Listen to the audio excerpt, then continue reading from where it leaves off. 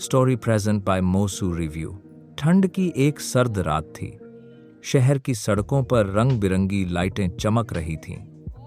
हर कोई क्रिसमस की तैयारी में खुश था, लेकिन उस भीड़ से दूर एक छोटी सी दुकान के बाहर 10 साल का आरव बैठा था।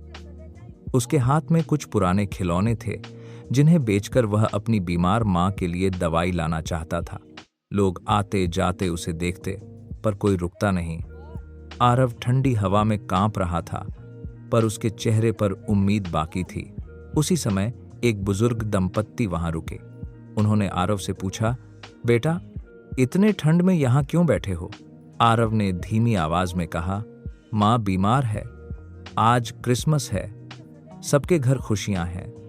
मैं भी चाहता हूं कि मां भी खुश हो जाए, इसलिए ये खिलौने बेच रहा हूं। वृद्ध दंपत्ति की आंखें नम हो गईं। उन्होंने सारे खिलौने खरीद लिए और जेब से कुछ और पैसे भी दे दिए। लेकिन असली चमत्कार तब हुआ। उन्होंने कहा, चलो हमें तुम्हारी मां से मिलवाओ। आरव उन्हें अपने छोटे से कमरे में ले गया। मां कमजोर थी, लेकिन मुस्कुरा रही थी।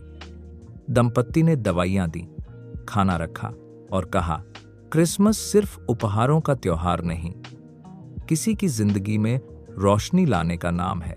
मां की आंखों में आंसू थे, पर दिल में राहत थी। आरव पहली बार इतने दिनों बाद हंसा, क्योंकि आज उसे असली क्रिसमस का मतलब समझ आया।